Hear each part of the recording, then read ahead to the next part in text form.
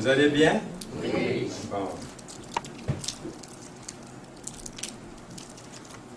Le message de ce matin est intitulé « Perdu et retrouvé ». C'est une des paraboles du Seigneur Jésus. Il va y en avoir deux ce matin. Alors, si vous avez vos Bibles, je vous inviterai à tourner dans vos Bibles dans Luc, le chapitre 15. Et tantôt, nous allons lire quelques versets dans ce chapitre-là. Mais auparavant, j'aimerais que vous citez une couple de versets, qui est dans Ésaïe, qui a été lu tantôt au repas du Seigneur. Nous étions tous errants comme des brebis. Est-ce qu'il y a des exceptions ici ce matin? Nous étions tous errants comme des brebis, chacun suivait sa propre voie. Et l'Éternel a fait retomber sur lui l'iniquité de nous tous. L'autre verset que j'aimerais partager avec vous, c'est ce verset que nous retrouvons dans Luc 19, verset 10. « Car le Fils de l'homme est venu chercher et sauver ce qui était perdu. » Est-ce qu'il y a des exceptions ici ce matin? Alors, c'est bon de se poser la question. Hein? On n'est pas en dehors, il n'y a pas personne en dehors de cette recherche que le Seigneur a faite.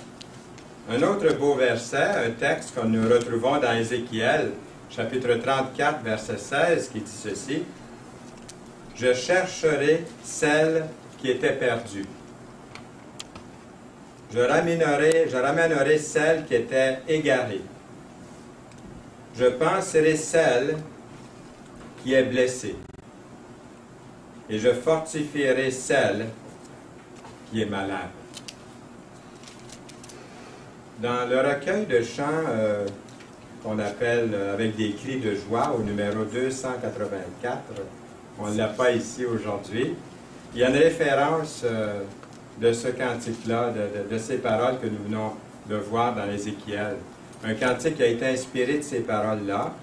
Et c'est un enregistrement qui a été fait en public dans un temple qu'on appelle le temple d'Anduze, au nord de Montpellier, en France.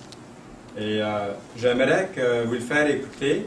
Et si vous connaissez l'air, allez-y, fredonnez avec.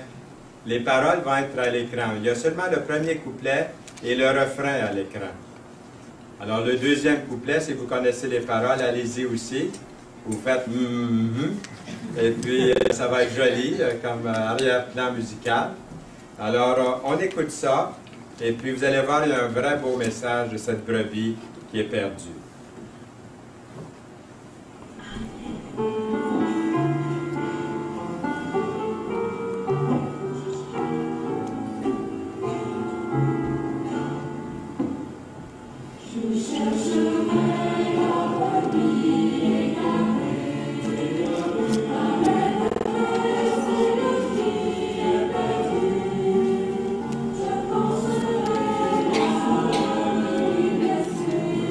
Je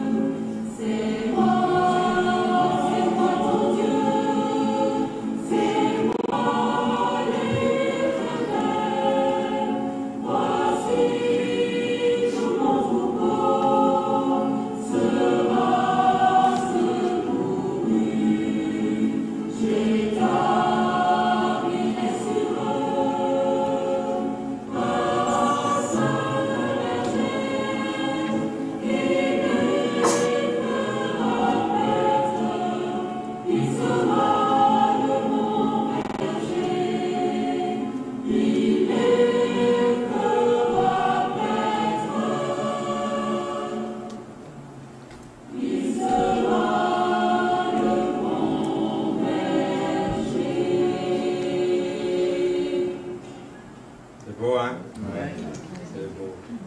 Eh bien, vous êtes cette brebis que le Seigneur aime. Est-ce que vous avez déjà perdu quelque chose de précieux, puis là, vous cherchez partout, puis vous avez fouillé, puis vous avez été irrité de ne pas trouver, puis vous dites, est-ce que je vais trouver? Qu'est-ce que j'ai perdu? Est-ce que vous avez déjà perdu quelque chose?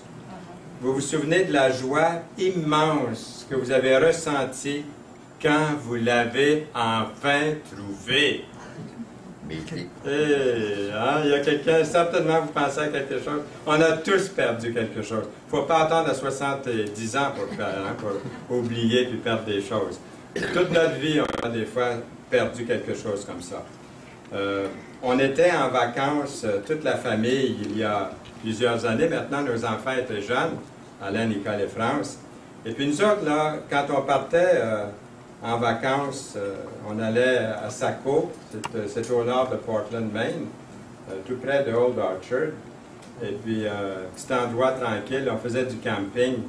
Et puis, pendant qu'on était là, on a attaché un jour notre petit chien. C'était assez gros, il pesait à peu près un bon 25 livres. Elle s'appelle Coquette.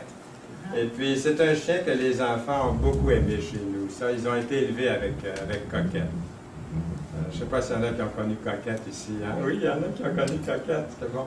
Elle était spéciale, puisqu'on pouvait la laisser libre et puis elle était toujours contente et tout ça. On l'emmenait au bord de la mer et puis elle aimait beaucoup l'eau. Il fallait la guetter parce qu'elle sautait à l'eau, puis elle se mettait à nager. Elle aimait beaucoup l'eau. Mais un jour, on l'a attachée après la tente roulotte. Et puis, on est parti. On l'a laissée là.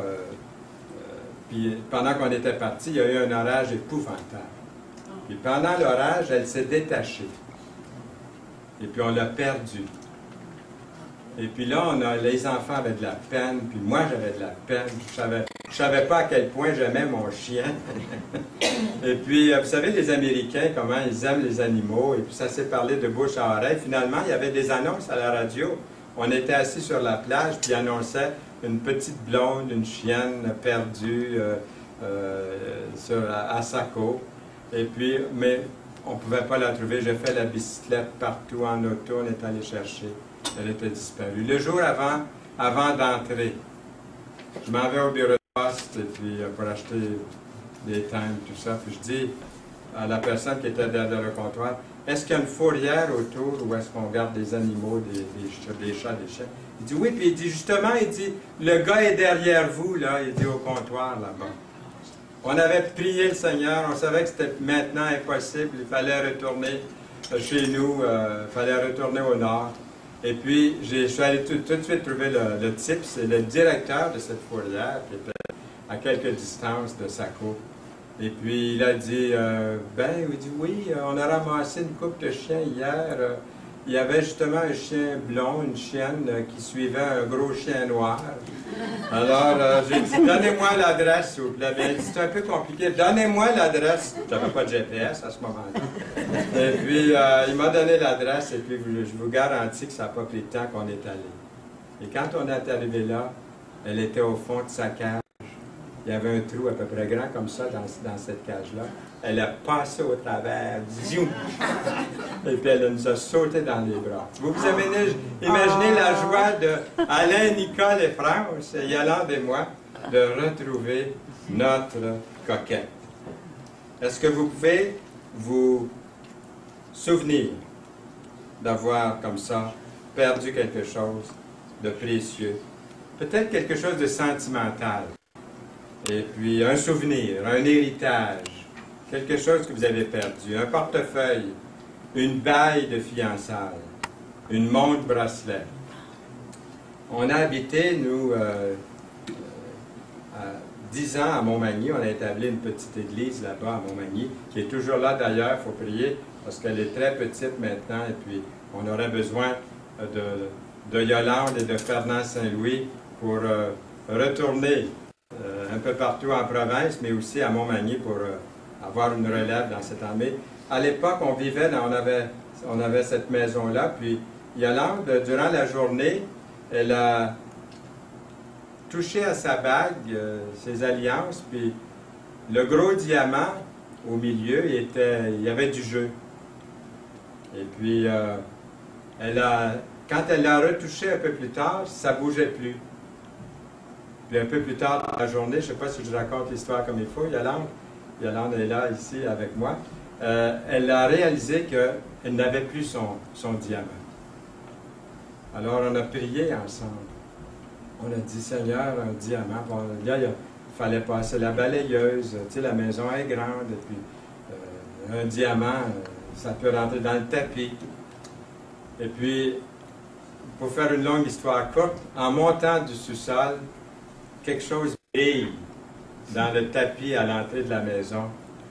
Et puis, j'y vais, je le prends, j'arrive à côté de Yolande. Regarde, Yolande.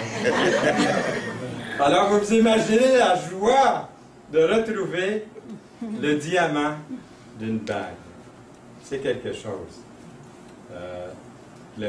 d'avoir ça. Vous voyez, c'était au centre de la bague, comme ça. Lorsque le berger retrouve sa brebis, imaginez-vous comment est-ce que c'est qu'il doit éprouver une grande joie. Est-ce qu'il y a une telle personne ici, ce matin, qui est une brebis, qui est perdue? Imaginez-vous la joie du Seigneur lorsqu'il vous retrouve, lorsqu'il vous retrouvera si ce n'est pas encore fait. Moi, je crois que le Seigneur, je crois que Dieu, lui aussi, éprouve immensément de joie lorsqu'il retrouve une brebis qu'il a perdue. Dans le chapitre 15 de Luc, nous retrouvons 3 paraboles qui illustrent bien la joie de Dieu quand un pécheur perdu est retrouvé. 3 choses. Voulez-vous les voir? Oui. Bien, il y a la parabole de la brebis perdue, il y a la parabole de la drachme perdue, et puis on n'aura pas le temps ce matin de la parabole du fils perdu, mais je vous donne le thème pour le prochain message. On prendra ça la prochaine fois, la 3e parabole. Alors, qu'est-ce qu'une parabole? Bien, une parabole, vous savez, c'est une histoire terrestre qui a une signification céleste. Une parabole. Une parabole est une histoire qui a quelque chose à dire sur le ciel, comme dit le dictionnaire. Dans le Nouveau Testament, il y a au moins 30 paraboles de Jésus. Les paraboles, ce sont des illustrations. Jésus aimait illustrer ses enseignements. Si le Seigneur était ici aujourd'hui, il illustrerait beaucoup le message, avec toutes sortes de choses de la vie, pour nous faire saisir, de rendre concret ces vérités. En fait, plus de la moitié du matériel d'enseignement de Jésus dans l'Évangile de Luc est sous forme d'illustration, d'histoire, de parabole. Et puis, ce 15e chapitre de l'Évangile de Luc a été appelé l'Évangile au sein de l'Évangile. Pourquoi? C'est un chapitre qui est bien connu, un chapitre qui est aimé, qui est connu dans le monde aussi pour ses histoires. Alors, pourquoi Jésus a-t-il raconté ces 3 paraboles de Luc 15? Nous lisons « Tous les publicains et les gens de mauvaise vie ». Est-ce que vous pouvez vous imaginer ça? Imaginez-vous un instant, là. Tous les publicains et les gens de mauvaise vie. Voyez-vous les gens de mauvaise vie? Voyez-les s'approcher de Jésus pour l'entendre. Et les pharisiens, qui sont les pharisiens et les scribes? Murmuraient disant, cet homme accueille les gens de mauvaise vie et mange avec eux. Le comble, hein? Le comble. Mange avec eux. Dans Luc 15, versets 1 et 2. Ce sont ces 2 versets qui ont amené Jésus à parler de ces 3 paraboles. Il est question de circonstances qui ont incité le récit de ces 3 illustrations. Les scribes et les pharisiens se sont opposés à ce que Jésus s'associe avec les pécheurs, les gens de mauvaise vie, les publicains. Jésus a prononcé ces 3 paraboles en réponse à leur critique. Il y avait un règlement selon lequel les chefs religieux ont dit « Vous ne devez pas vous associer à un homme ou à une personne impie. » Défense.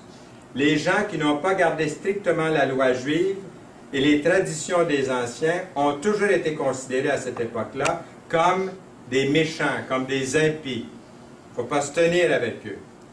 C'est une chose que d'associer à des gens mal vus, comme l'étaient les percepteurs d'impôts, mais c'était encore pire de manger avec eux. Manger avec ces personnes-là voulait dire les accepter, les approuver. Est-ce que vous voulez comparer un petit peu dans votre imagination, dans votre esprit, les critiques qu'avait reçues l'apôtre Pierre pour s'être associé à Corneille? Imaginez-vous un non-juif. Nous lisons, lorsque Pierre fut monté à Jérusalem, les fidèles circoncis, c'est-à-dire les Juifs, lui adressèrent des reproches en disant « Tu es entré chez des incirconcis et tu as mangé avec eux. » Dans Acte 11, verset 3. Premièrement, nous allons parler un petit peu de cette brebis perdue, les versets 3 à 7 du chapitre 15. Il, Jésus, leur dit cette parabole. « Lequel d'entre vous, s'il a 100 brebis et qu'il en perd une, ne laisse les 99 autres dans le désert pour aller à la recherche de celle qui est perdue jusqu'à ce qu'il la trouve. Lorsqu'il l'a trouvée, il la met avec joie sur ses épaules. Et de retour à la maison, il appelle ses amis et ses voisins. Il leur dit, « Réjouissez-vous avec moi, car j'ai trouvé ma brebis qui était perdue. » De même, je vous le dis, il y aura plus de joie dans le ciel pour un seul pécheur qui se repent que pour 99 justes qui n'ont pas besoin de repentance. Êtes-vous content qu'il vous a trouvé brebis perdue? Amen, hein? À la fin de la journée, lorsque le troupeau arrivait à la bergerie, près de la bergerie, le berger se mettait à compter ses brebis. Hein?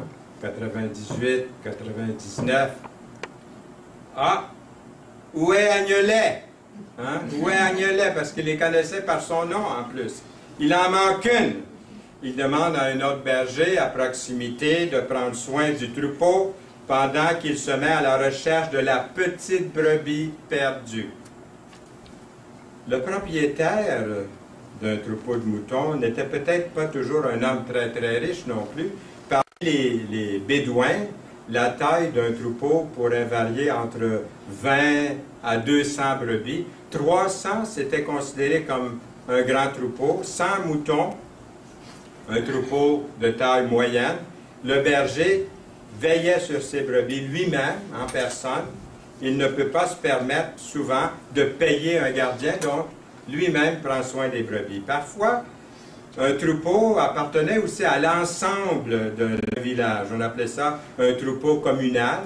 Et dans ce cas-là, le berger était personnellement responsable de la brebis. Il serait obligé de se mettre à la recherche de la brebis perdue jusqu'à ce qu'il la trouve.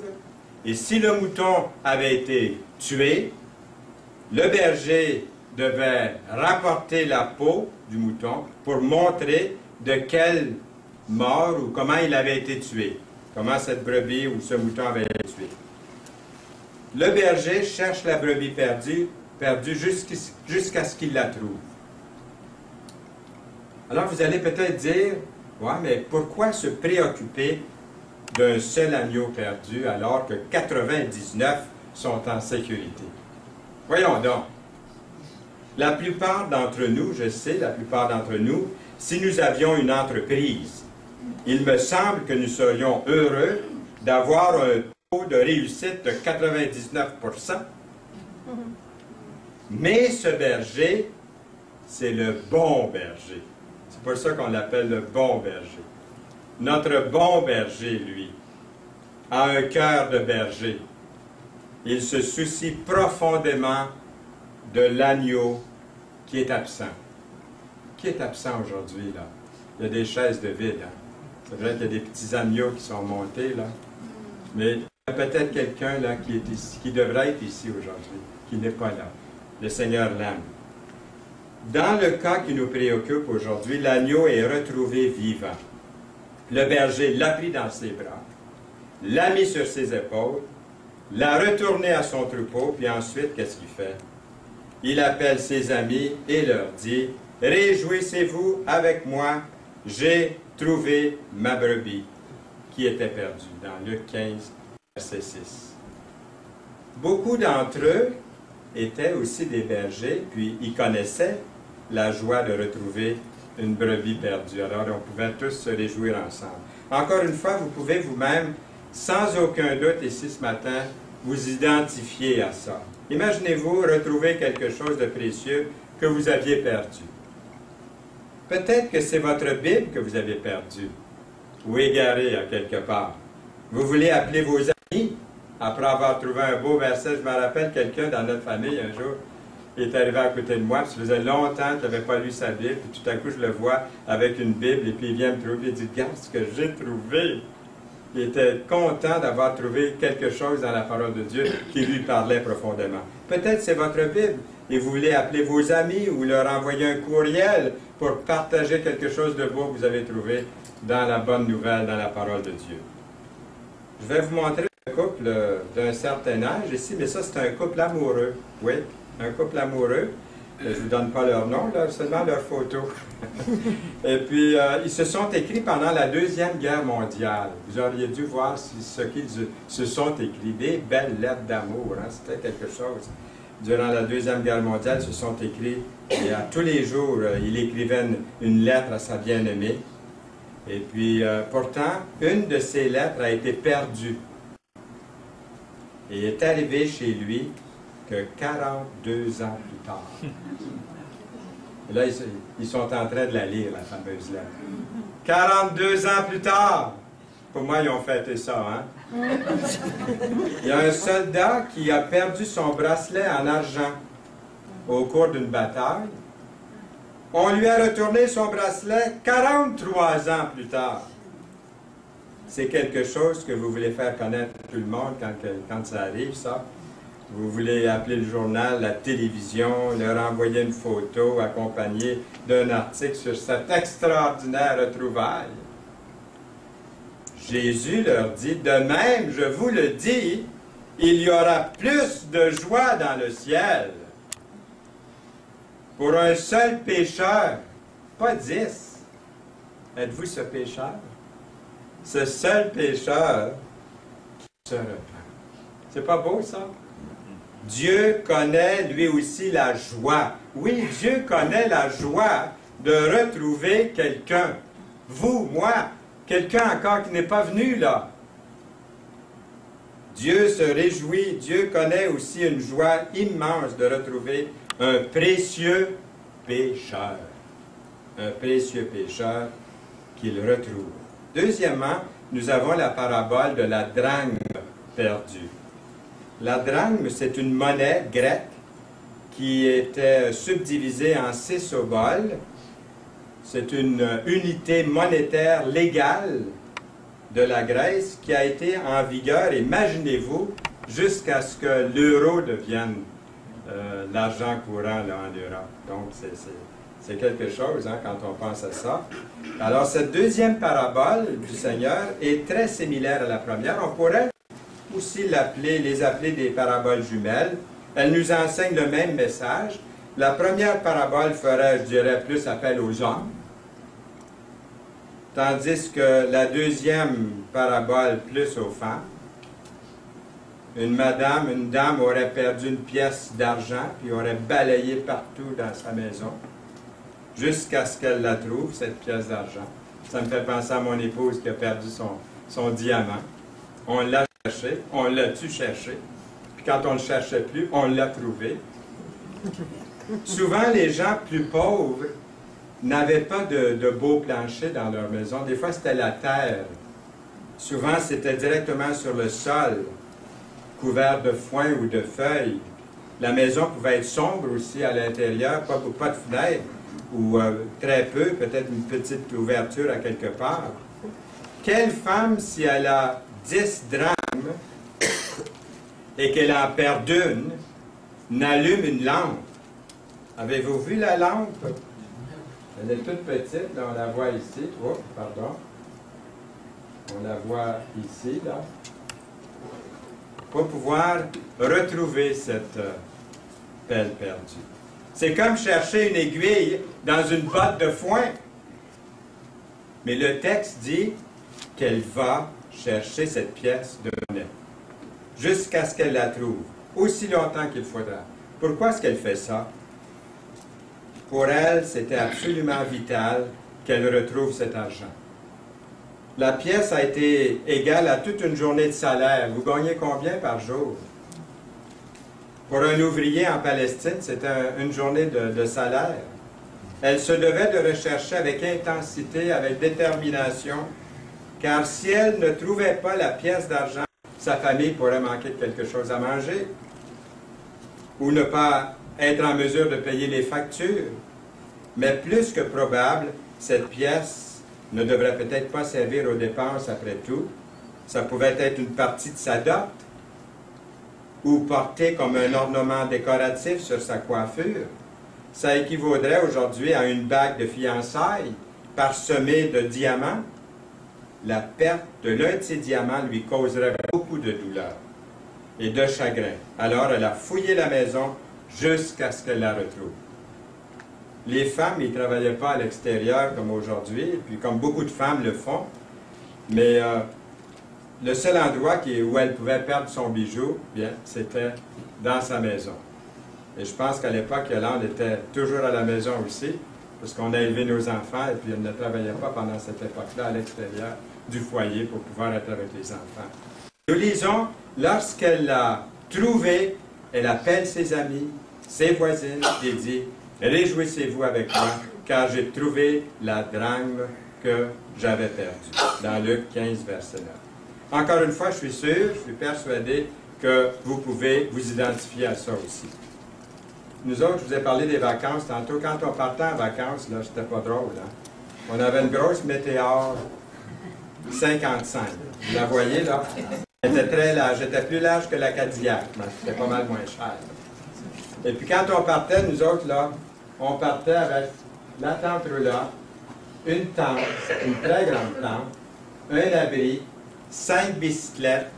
On était 5 personnes, puis un chien, Coquette.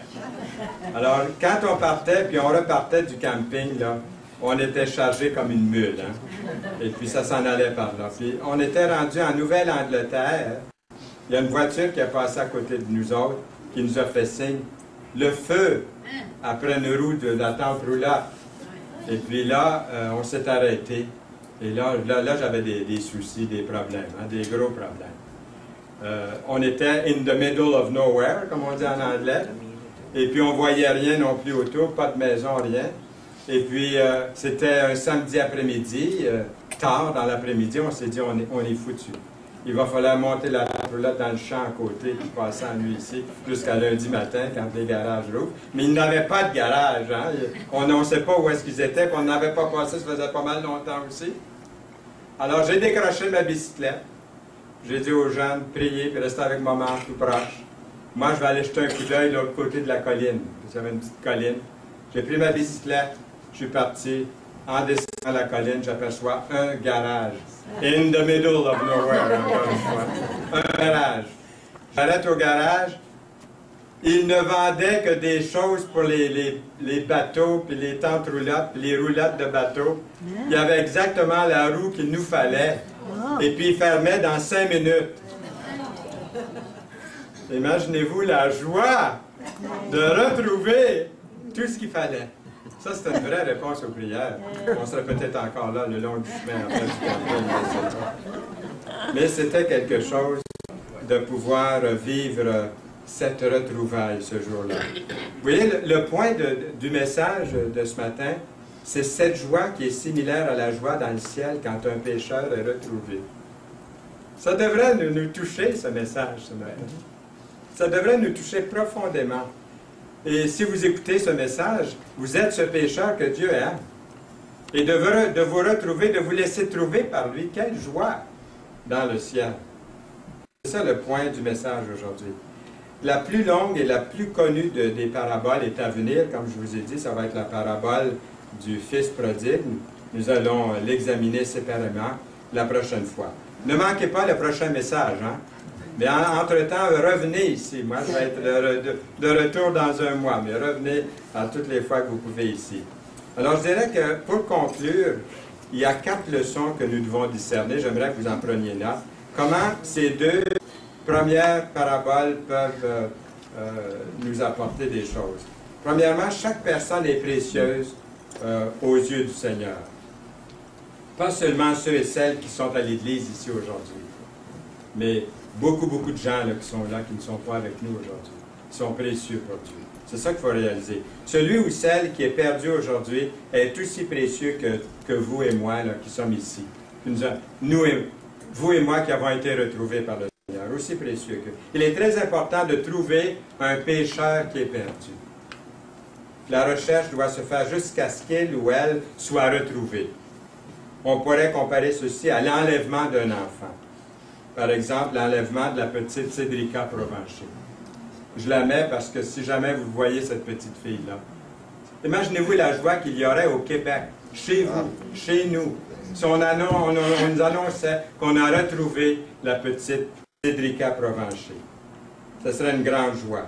Des efforts sont pris pour la localiser, pour sauver cet enfant perdu. Et quand la recherche est couronnée de succès, il y a une joie immense. Et cette joie est semblable à une personne qui se détourne de ses péchés, qui se détourne de sa mauvaise voie et trouve le Seigneur Jésus, le Sauveur. Lorsque ça se produit, Dieu éprouve une très grande joie. Et ces paraboles nous enseignent l'énorme valeur d'une âme et de l'immense joie qui se produit lorsqu'un pécheur, une pécheresse se tourne vers le Sauveur, le Seigneur Jésus-Christ. Et je ne peux pas faire autrement que de citer encore une fois, pour la Xème fois, ce verset.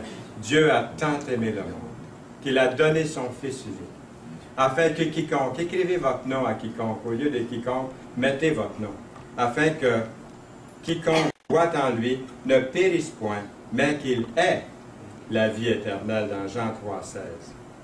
Est-ce que vous connaissez ce cantique? Écoutez l'appel du berger. Voulez-vous, on va le chanter à Capella. Je ne sais pas si je vais le commencer sur la bonne note. Est-ce que quelqu'un veut le commencer? Écoutez l'appel du berger. Il sait ses brebis en danger. Il les appelle avec amour, espérant toujours leur retour. Cherchons-les, cherchons-les. Savons-nous le prix d'une âme? Cherchons-les, cherchons-les, le bon berger les réclame. On peut se perdre de différentes façons. À l'instar de la brebis perdue, parfois les gens sont perdus en raison de leur propre négligence ou ignorance. Les brebis, pensez-vous qu'elles ont l'intention de se perdre? Pas du tout.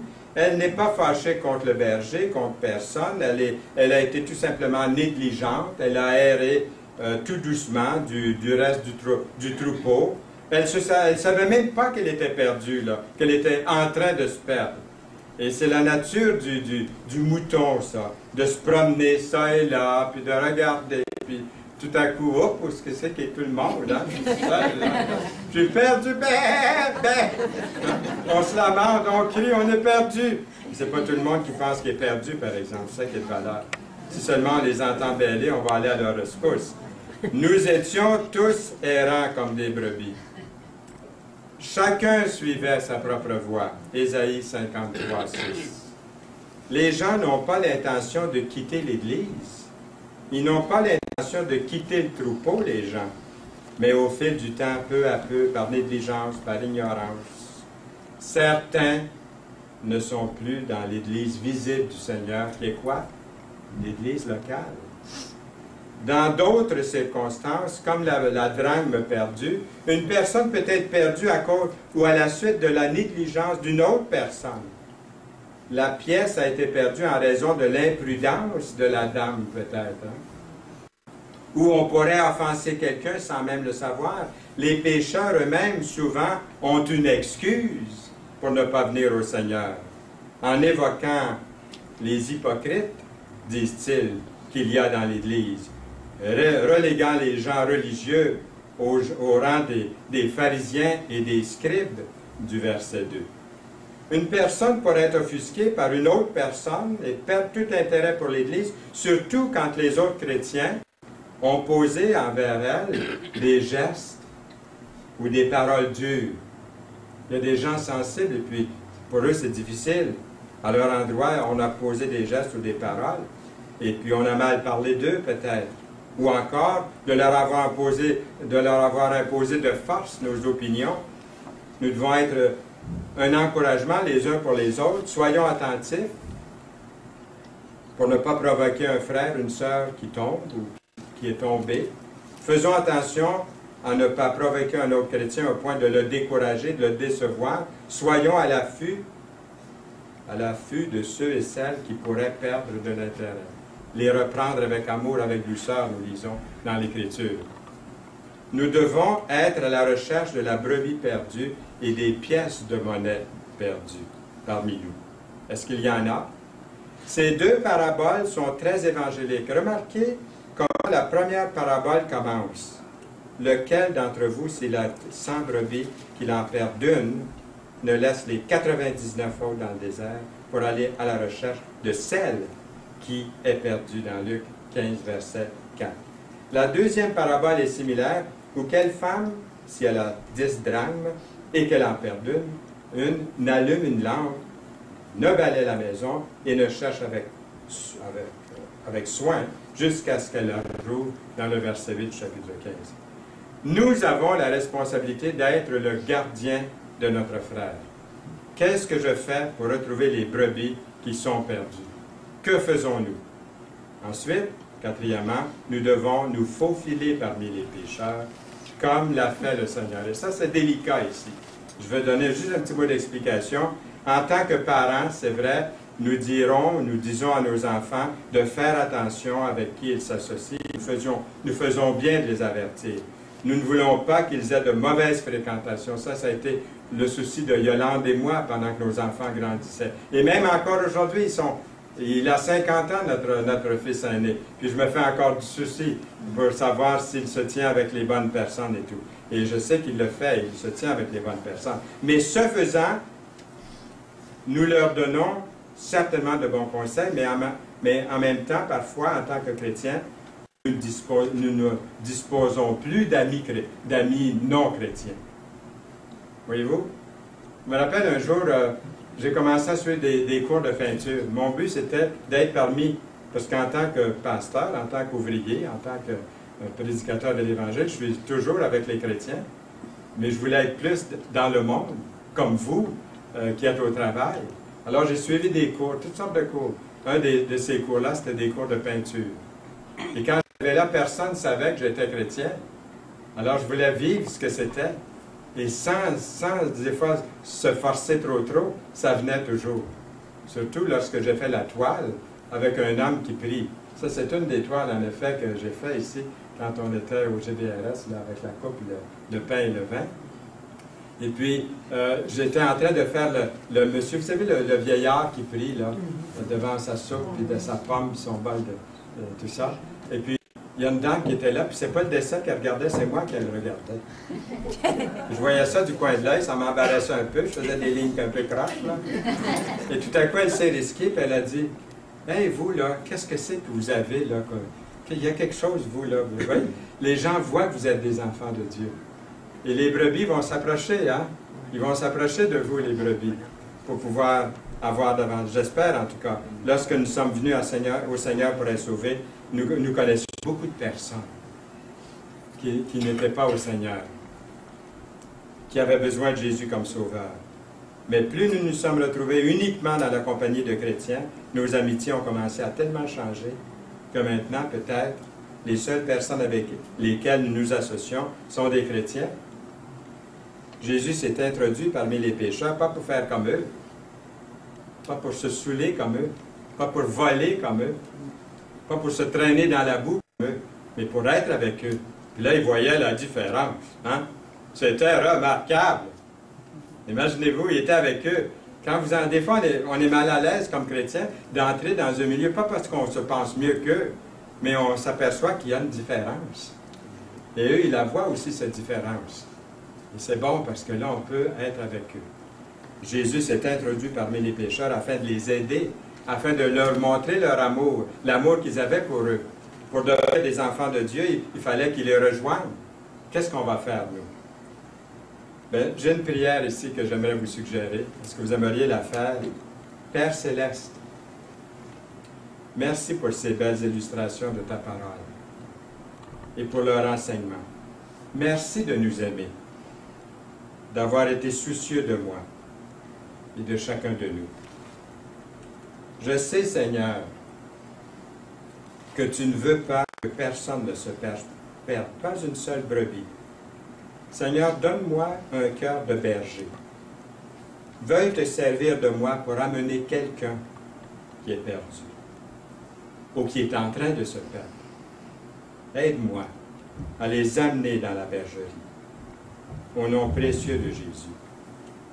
Ce verset, Seigneur, que tu nous as laissé dans ta parole, or à celui qui peut vous préserver de toute chute et vous faire paraître devant sa gloire irréprochable et dans l'allégresse, à Dieu seul, notre Sauveur par Jésus-Christ, notre Seigneur, soit gloire, majesté, force et puissance, dès avant tous les temps et maintenant et dans tous les siècles. Amen. Amen. Amen. Amen. Seigneur, merci de ta parole. Merci pour ces illustrations que tu nous laisses aujourd'hui. Merci, Seigneur Jésus. Et marche devant nous, entoure-nous, au-dessus, en dessous, de chaque côté, devant, derrière, pour ta plus grande gloire.